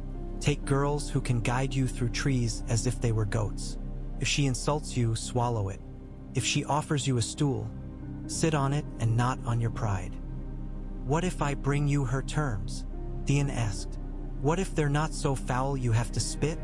Then you will have done a better thing than you have done before, Ned said, and he meant it, and the words gave Theon a moment's surprise. Go! He went. The snows hid his tracks almost at once, which is a kindness winter extends to men who are not sure if they wish to be followed. In the Vale, Sansa Elaine learned the weight of small winters. It snowed and the snow was clean, unlike King's Landing where snow turned to gray soup as soon as it met men. She woke one morning with the need to build Winterfell cupped in her palm like a warmth she could carry outside. She went out alone, and her breath slivered and turned to feathers, and she made walls and keeps with her hands until they were raw. Robert Arryn came stumbling with his cough and his thinness and his hands that liked to cling to things the way ivy clings to stone. He tried to help and ruined one tower. She let him and smiled and rebuilt it while he laughed. Peter stood at the steps with his fur collar and his daggers tucked behind his ready sympathy. Lysa watched from a window, tight as a bow drawn too far. You remind me of a girl who wore wolf's pelts, Peter said, kneeling to pack snow and steal a pinch of it to press at her cheek. She was stubborn. She did not know yet how that would break her bones if she did not learn where to bend. I am learning where to bend, Sansa said, not looking at him, fixing a battlement in place with a thumb's pressure. I am learning that if you bend at your waist, you can still keep both feet on the ground. He laughed, genuinely delighted, and the sound carried up to the window where Lysa stood, and the fury that moved through the tower was a thing with its own wings. It ended at the moon door as it always would with a woman who had turned her need into a weapon, and then found the weapon with no edge to frighten anyone but herself. Sansa was pulled by the wrist into a room with air too thin, and a man who had been her father's shadow pretending to be a husband. The stones remembered everything men had said into them and gave back echoes that made the words worse. You have kissed her, Lysa hissed, and her hands shook with something more than cold. You think I don't see? I see everything in this castle. I hear you when you breathe. I hear your name when she thinks it's sitting by the window with snow in her hair. She is your daughter in all ways but blood. She is, Peter said, and there was a softness in his voice that made Sansa want to step backward until her calves hit the open air. She is what I can save. You will save me, Lysa said, and the plea turned on itself and became command in the space of one breath. Sansa went when he told her to go. She went because some instincts learn to run before words arrive. When it was over, when the air had taken a body and made it smaller than sound, when Peter came to her with hands that smelled of stone and rain and said the thing he had to say, only cat, she stood very straight and watched his mouth and found a winter inside herself that had hard walls and a gate she could draw to. The Lords Declarant were men with very fine opinions of themselves. Sansa learned the sight of them the way a girl learns which cups wobble on their bases and will spill wine on silk if you treat them as if they were sound. She told them she was Elaine. She told them she had seen Lysa weep. She told them Peter had pulled her back by the elbow when the floor fell away. She told them truths arranged in the necessary order. And they believed her because men like to believe a girl whose voice trembles at all the right places and whose eyes remind them of someone they once promised something to and did not deliver. She wrote to Winterfell that night with the hand of Elaine and the heart of Sansa. She wrote of dreadful food and new leaves and a boy who choked on his wine and an uncle who smiled and said everything would be well if men would only do what he asked nicely. She sent it by a man who had owed Peter a debt and had decided he could pay it in a different coin to a different lord because a girl had said thank you to him in a tone that reminded him of a daughter lost to fever. The letter found Winterfell and warmed a hall for an hour. Arya learned the taste of different roads. the feel of different dirt, the way shadows fall at different hours. Yoren fell on a road outside a village with a name for its mill, and Arya learned to keep knives where men do not expect to find them. She learned to be airy and weasel and Nan, and at Harrenhal she learned to watch men die without blinking because blinking makes it worse. Jaqen H'ghar gave her a coin and a lesson, and she kept both as if they were the same thing. When the Brotherhood took her in, she liked them better than most things, because they put the right men on the rope and sang and gave to the poor, and Lem made her laugh, and Angwi put arrows where they said they should go. She liked Gendry because he did not expect her to be anything and because he carried the smell of metal on him that reminded her of the Winter Forge. She did not stay long because she will not, because the world does not let wolves stay under hedges when it knows they can run. The Hound took her like a man dragging a sack of old treasure he has decided is his. He made her say her father was alive with a curse in it, and his mouth twisted. "I saw him bend," he said. "I would have liked to see him die better than most men who have died. But he bent. He bent so I would breathe," Arya said, and her voice surprised him. It was a knife put down with care, not thrown. He snorted. "He bent because he had to. That makes him smarter than most men who wear honor like a bell around their necks. Bells are easy to catch." "I'll cut your bell," Arya said, and he grinned at that and ruffled her hair with a hand too big for gentleness. He meant to take her to the Vale when word of a price for girls with names reached him. At the Bloody Gate they told him the lady was gone and the Lord had matters to attend to, and Arya laughed in his face until he laughed too, and then he swore until the men on the gate wanted to shoot him to keep the air clean. They went down into the lowlands, and he took a wound that went bad with a stubbornness that impressed even the girl who wanted him dead. She left him at a tree after an argument that was only half an argument and half a refusal to let a man touch her and make her feel like a child. She could have gone north. She could have tried to find the King's Road when it was more rumor than road and walked until the walls of Winterfell rose out of the snow like a dream's face. She went east. The coin was cold in her hand and warmer in her mouth when she said the words the Lorati man had taught her. A captain with a beard that remembered laughter took her aboard and did not ask questions with answers in the wrong order. Bravos rose from the water like a city pretending to be a map of itself. She kept her names. She kept one more. Father. Deepwood Mott smelled of wet wood and old stew. Asha sat on the wooden throne as if it were a mockery she enjoyed, one thigh thrown over the other, her hair tied back with a bit of red cloth that might have been taken from a dead woman's sleeve or a sail when the ropes were all cut. She saw Theon and grinned as if he were a joke she had waiting for the right audience. "Look what the tide brought in," she sang. "The only fish who tries to drown on land." "Closer to a wolf these days," Theon said, and forced his shoulders to stare at her shoulders without bowing. He wanted to sit like she did, and instead he stood like a man who remembered someone telling him once that standing straight makes you harder to push. "You'd make a poor wolf," she said. "No patience for winter, all your teeth and nowhere to put them." She jerked her chin at the men around her, iron-born with the lazy alertness of cats. "You came to beg. Go on then. Show me a Greyjoy begging." "I came to trade," he said. "You hold a castle in a wood where you'll freeze your tits off come deep winter. The men of Deepwood will throw piss from their rooftops and it will freeze before it hits your hair. You can die here for your father's pride, or you can take boats and take fish and leave this pissing match to people who enjoy the taste." "My father enjoys the taste," she said dryly. "I grew tired of it when I was 12. She leaned forward, elbow on knee. "What do you offer? Besides your delightful manner and your knack for making a woman think of warmer beds." "The bread you'll need and the space to eat it without a spear in your back," Theon said. "Leave, and I'll see you safe down the coast.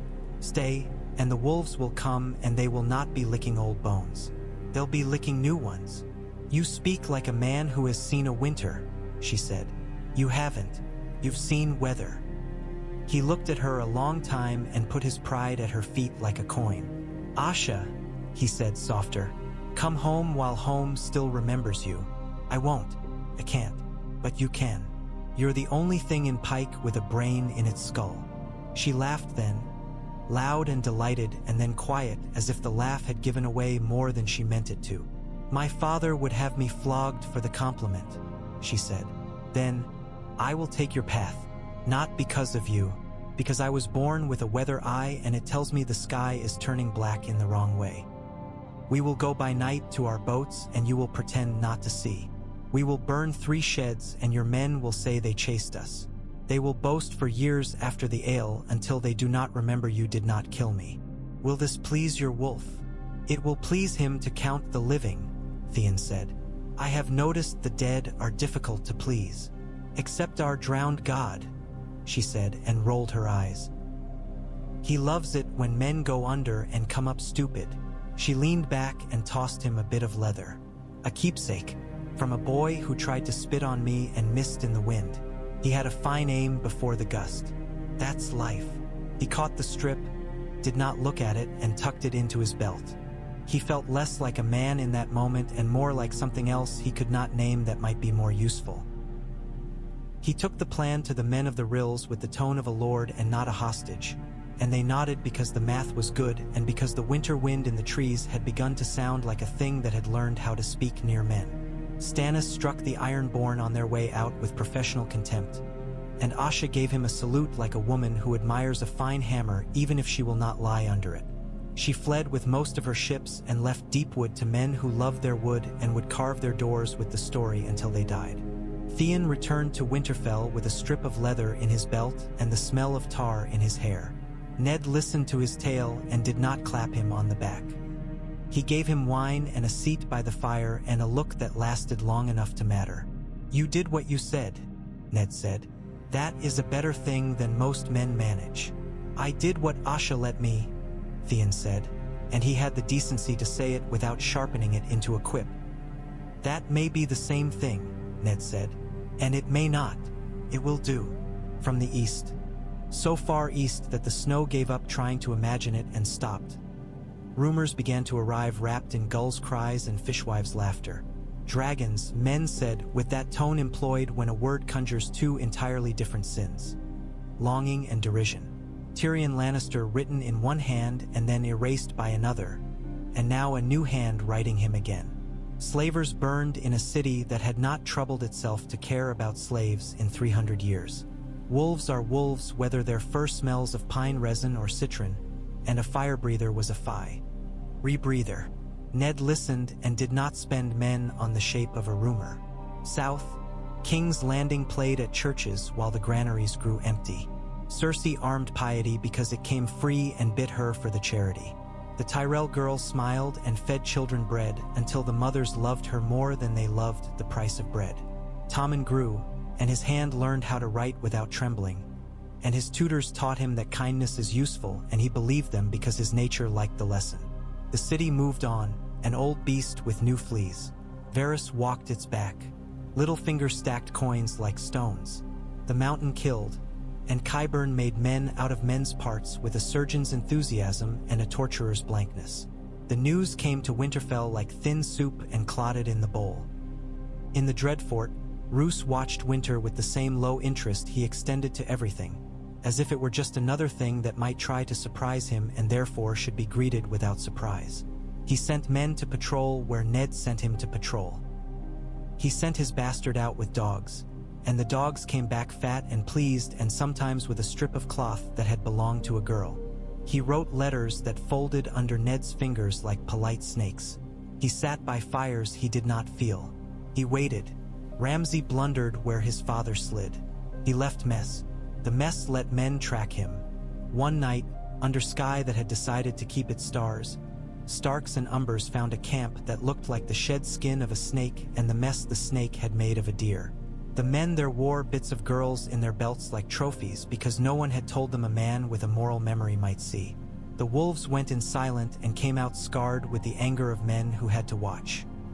Ned took one bastard's man alive and had to look at him while he spoke, and he found himself too cold to strike and so struck harder with rope, and the truth told afterward to Luwin in low voice as if the Archmaester might erase what had been done by naming it properly. He wrote to Roose and said plainly, "Call your bastard to heel. If he does not come, I will cut it." The reply came with speed and no smell but wax. "Ramsay is a bastard. He is not my hand. The north is large. Your men do as they like to the men of my men and call it justice. Do not be precious when men of mine answer with the same coin. I will punish where I can. He hears less well in winter. Catelyn read the letters and tapped a knuckle on the table until the wood sounded like a slow drum.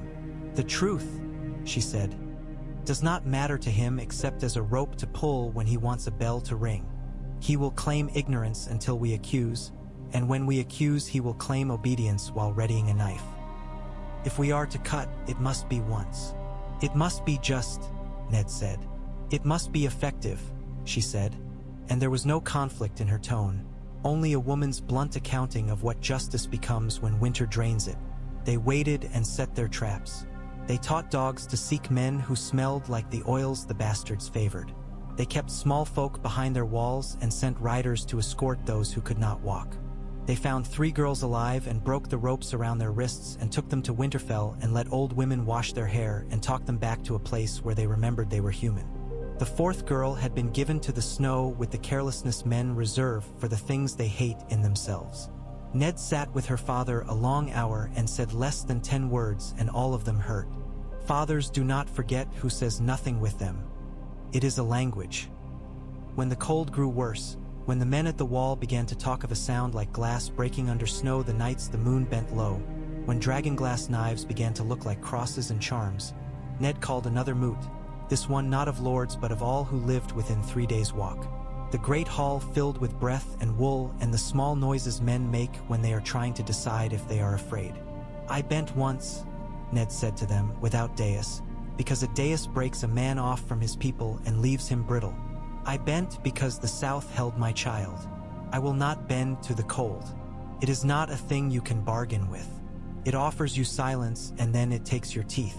So we will not offer it anything. We will give our bread to those who will freeze otherwise, and we will keep men on the roads, and we will make certain the fires do not go out in any hall without a fight. We will teach the smallest child how to wrap their feet and the oldest man how to hold a knife with an arm that shakes. We will take back those stolen from us, and if we cannot, we will kill those who think they can do it again. If I speak wrongly, tell me. If I speak rightly, go do it. A woman from the Wolfswood, hair hacked short with a knife that had not been made for hair, raised a hand. And the South? She asked. The South sets kings upon seats. Will they send us anything but tax men and ravens?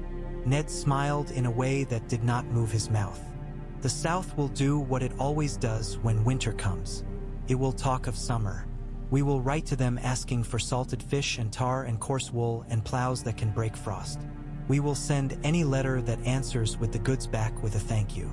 We will send any letter that answers with a sermon into the fire before it chills the room. They cheered. Men like to be told what to do when what to do sounds possible. When it sounds impossible, they like to be told what to do even more. The first true blue-white thing came out of the Barrow Downs not in a horde but along the road with a sameness that made men's eyes water. It moved in silence except for the crackle that comes when frost meets a tiny imperfection in glass and makes it bigger. The dogs would not bark. The wolves made a low sound like wind in a throat.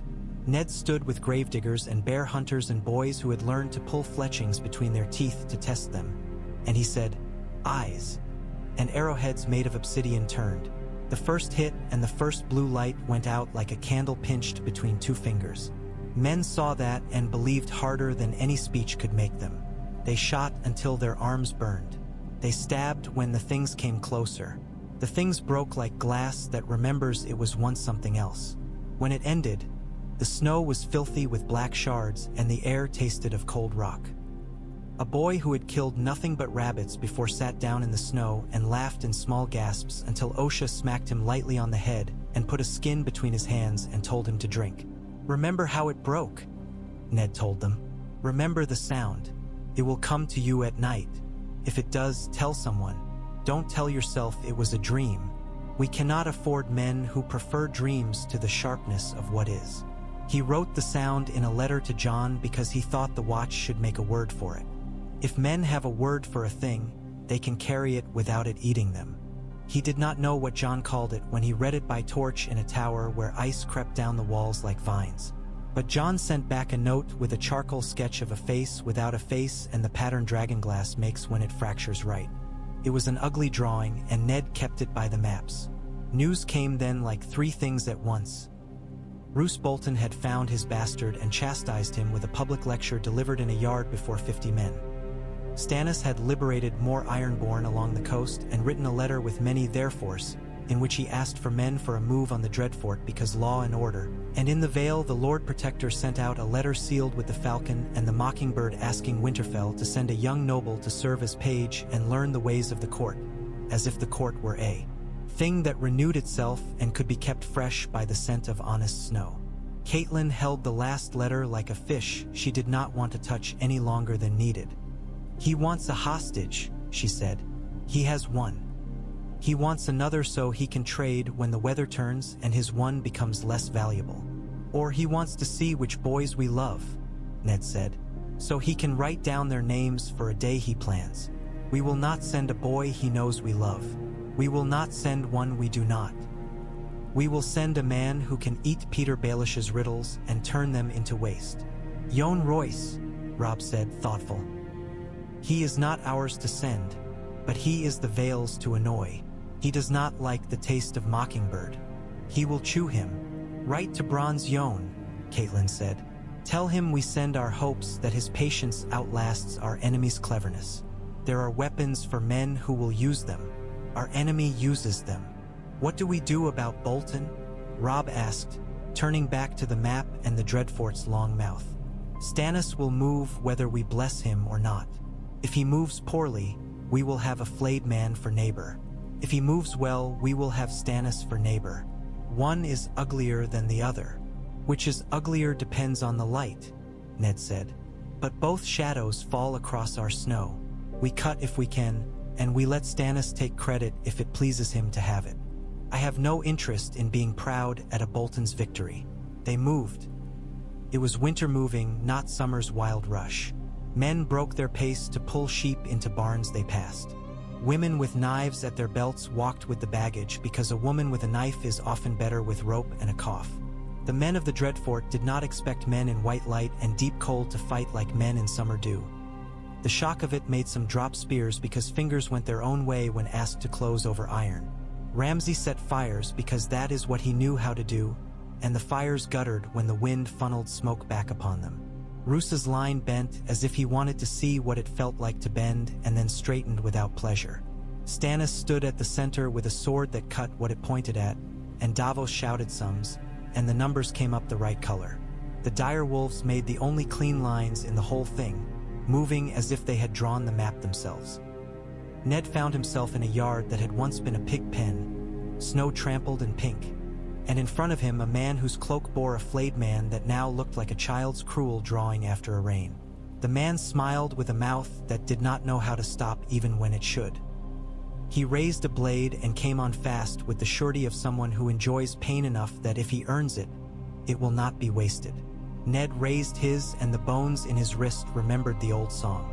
The man died with a puzzled look like the world had not kept its part of a bargain he had not written down. After, when the banners stood still and the cold went back to being a patient murderer, Roose Bolton bowed in the yard like a man before a sept and offered words that sounded like surrender but were really only words. Stannis stood behind Ned and let him speak first. It was a courtesy and a measure both.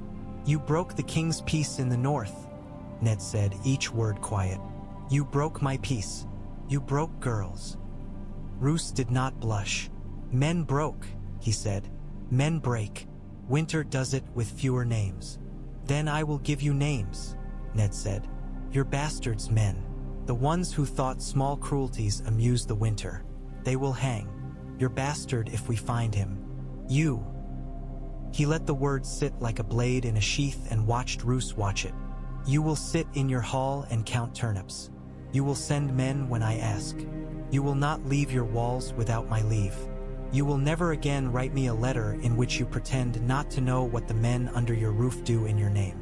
If you do, I will make your roof very small." Stannis's mouth twitched as if unwilling to be called a smile. "I would have had his head," he said later in a tent lit with smoky lamps. "I would have taken it and served it to his men on a trench. Justice is a meal we often make a show of. Justice is also a meal we eat quietly when we have a house full of children, Ned said. If I cut his head, I give his bastard a saint's story. If I leave him with turnips and a wall that sends him orders, I make him what he is. Small. Mercy, Stannis said, the word as strange on his tongue as honey on a sour man's. It is not my strength. It is not mine, Ned said. It is my necessity. They took down flayed men from walls and gave back bodies to families where they could, and where they could not they burned them with dignity and quiet. They put Ramsay's dogs in pens and fed them until their meanness turned into a different meanness, the kind that makes them sleep instead of bite. They hunted Ramsay and did not find him. The snows are good to bastards who know how to run. The winter deepened, came down like 1,000 quilts. The sea turned steel at White Harbor and the ships groaned like animals protesting. Manderley sent biscuits, good, hard, flat things that could break a tooth and then keep a man from starving. He sent them with a note full of flourishes and jokes that made Catelyn laugh for the first time in a month. She laughed and then put her head on Ned's shoulder, and the laughter turned into something else, because that is what laughter does when it is in a room with love for too long. In Braavos, a girl swept and learned to forget and failed, and was sent to remember and did too well, and was punished, and kept her coin under her tongue at night when the dreams came with wolf's feet and a cold gate. In the Vale, Sansa put her hand in a glove she did not own and held a letter for Peter that said something it did not say, and when a raven left with it she went to the window and counted to numbers she liked until it vanished into the gray. At the wall, Jon stood when the wind told him a thing. He went to the storage and touched the dragonglass and felt the old familiarity of a blade in a man's hand when his hand thinks it has learned enough. He wrote, "The cold changes. There are nights it prods and nights it watches. We will do better when we pretend it watches." He wrote that to Ned. He wrote that to Stannis in different words, thicker, like he covered them in armor because Stannis's eyes were knives. Men died, not as many as might have died. In that winter, that was an arithmetic a man could be proud of if he let himself. Ned did not let himself often. He went to the God's Wood in thick boots and knelt where the snow made his knees wet and spoke into the red leaves and did not always ask for things. Sometimes he simply told the tree what had been done that day, as if the tree were a scribe who would keep his secrets without writing them down. He told it of a girl who had learned to swing a flail better than her brother, and of a boy who had cried and then stopped crying without being told to, and of a man who had put down a cup before he finished it, and of a dog that did not bite when expected. He told it of Catelyn's hand on his knee under the table at supper. He told it of the way Robb's laugh had begun to sound like a man's and not like a boy imitating a man. He told it of how Rickon had slept with his mouth open, and the sound had been like a very small bear. He told it of a letter from a far city that used the word unsullied without a blush. He told it nothing of the dreams, because they were not words. The raven that brought the next letter bore a wax seal he had not seen since King's Landing, one that smelled of bees and gardens. Marjorie Tyrell wrote a small hand full of grace that made him wary. She asked for a taste of winter, a shipment of ice to cool wine at a feast for the small folk and the servants to show them the summer and the winter could share. It was ridiculous, and it was kind, and it was also an experiment he could respect. What cannot be had can be dreamed. He sent her a box with 2 small, perfect blocks wrapped in wool and a letter that said, "You will enjoy your winter most if you plan for it not to last." She sent back dried pears and a note for 𝒂𝒐𝒘𝒔 of Winterfell that never reached her and would not until it could sting less. The pear was good. Catelyn smiled and ate half and then the other half and then licked the dried sugar from her fingers as if she were a girl under a tree pretending not to watch a boy in a river. Asha sent a raven from the sea, one that arrived tired and offended, as if it had been made to fly over things that had offended its sense of what a sky should contain. She wrote a rude hand that made him laugh into his mead. "Tell your pup he bought me a week. I spent it on a wind that got me past storms that would have killed any man who prays to a god who listens. Tell him he owes me a drink if I ever come where men wear boots that don't taste of salt." He wrote back that if she came, he would buy her 3, and that if she did not, he would tell the North that a woman had sense enough to leave a fight she could not win and live to pick one she could. He enjoyed the thought of her reaction and warm hands flashing in the air and her laugh like a gull that had learned a new trick. The nights grew very long, like stories that will not end. In one such night, word reached Winterfell that the Night's Watch had held against a push that felt different. Slower, heavier, as if the dead had decided they were tired of being patient. The letter had been written in a hand that tried to be steady and by the end did not succeed. The ravens dropped black feathers in the yard like coins. Men looked up. Women stirred the stews with more salt than usual because they sensed the day would bring strangers or grief. Ned sent men. He sent more than he could spare. He sent a chest of obsidian and 2 of old words, orders that kept men alive. When day broke, something in him that had been braced slowly lowered itself to sit. Robb came into his solar without knocking, which Ned allowed to those who had once been small enough to fit under the table and steal meat from the platters. His eyes were alight with a thing that sat between dread and exultation, as if he had wrestled a dog and they had both come away with enough scratches to call it a draw and enough respect to call it friendly. "Word from Castle Black," he said. They held. Stannis sent praise in a letter that said he did not give praise. The old bear sent gratitude and said Ghost took down a dead thing with his teeth. He grinned without being a boy. Jon wrote nothing about himself and a great deal about a recruit who made a joke so bad even Dolorous Ed laughed.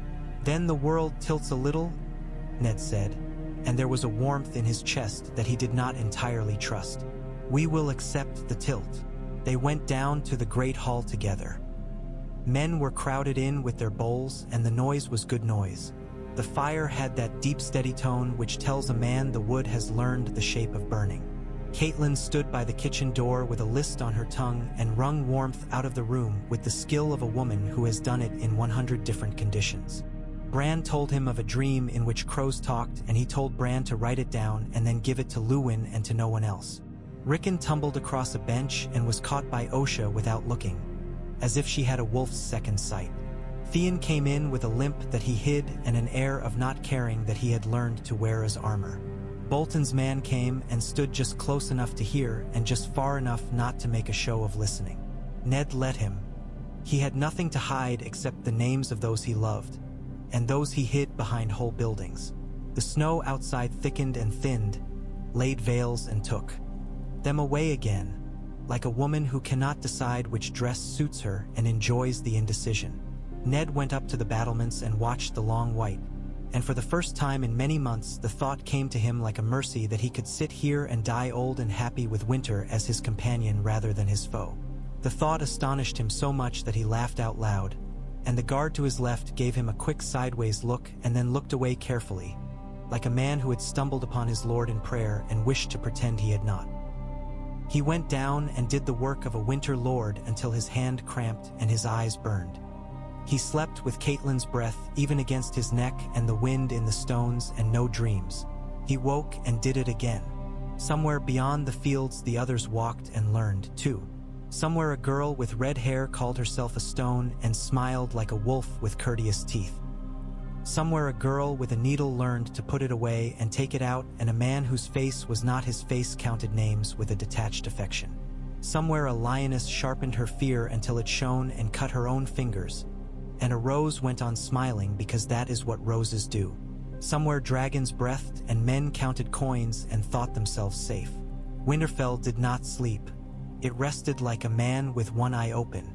Ned kept the eye open, and most nights, though not all, as he went to the window before he slept to look on the snow as if it were a face that could change from day to day, a red leaf drifted down the inner ward and landed on the stones, and he had the ridiculous sense that the tree and he shared a joke about time no one else would find funny.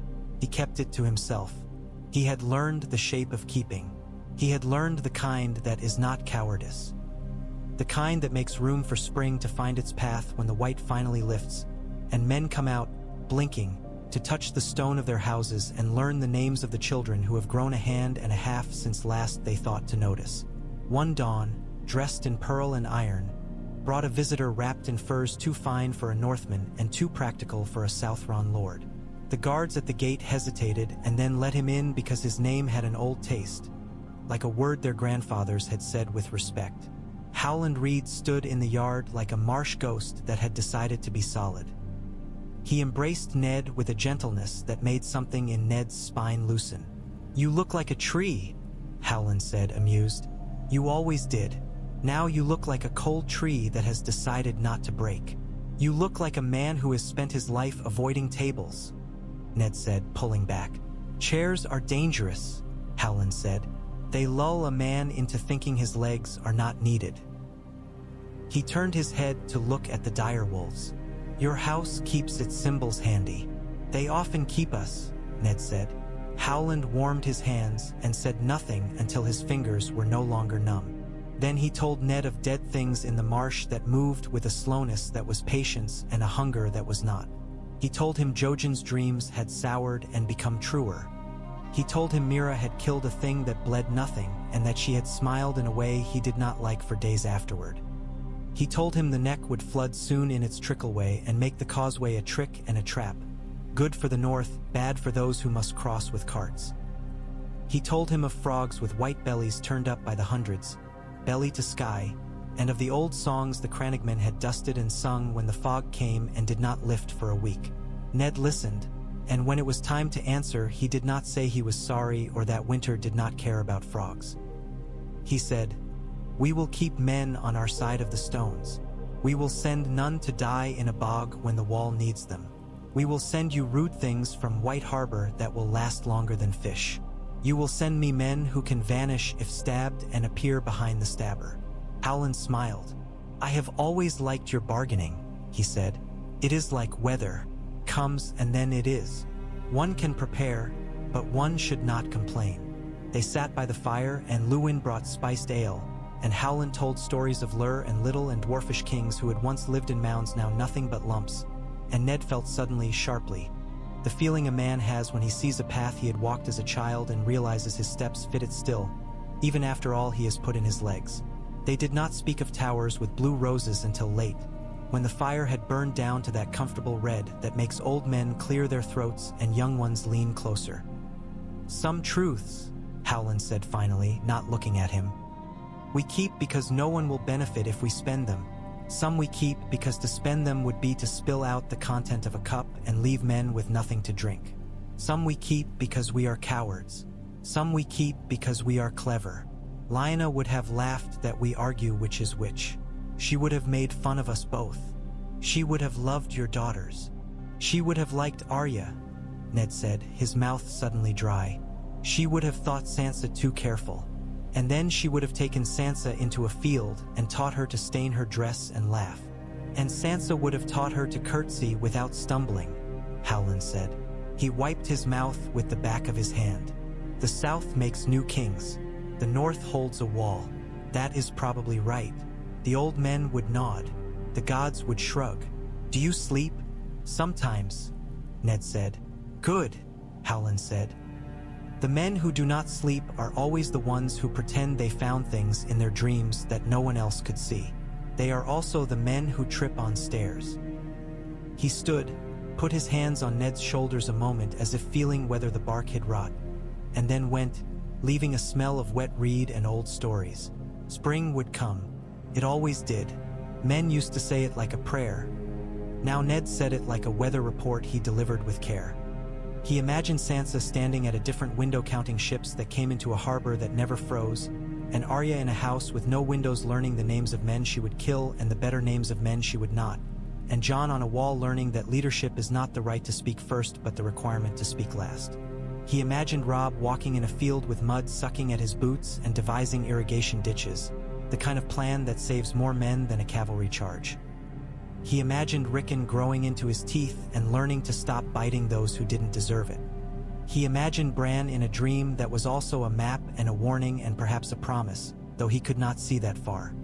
He went down to the yard and watched boys pull slush aside to start a game that made no sense and would make perfect sense once it began. He watched a woman slap a man with a laugh and then kiss him so hard they both swayed. He watched Lewin chase a raven that had stolen something shiny and fumble when its wing clipped his ear. He watched the maester laugh at himself and bow to a bird as if to appease it. He watched the direwolves sleeping, each with one eye cracked open because that is what direwolves do. A bell rang somewhere. Not a warning. A meal.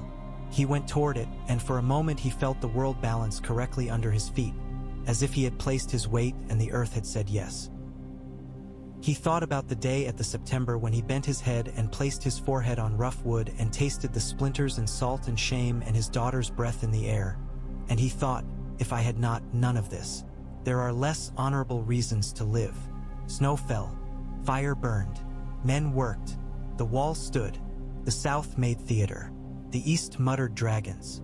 The North remembered, yes, but it also imagined, and in that imagining there was room. Enough, perhaps, enough to cross this winter and find the ground again. He went in, he sat, he ate. He listened and spoke, and when the evening narrowed to the corridor and the steps and the room with the bed that had known their bodies in summer and winter both, he undressed and sat on the edge and ran a hand through hair that had gone white in a few stubborn places and did not pluck them. He lay down, and Catelyn rolled toward him as she always did in sleep, and he waited while his breath slowed, and he let the dark come without flinching, because he had looked it in the face and found it honest. And honest things are a kind of mercy, even when they hurt.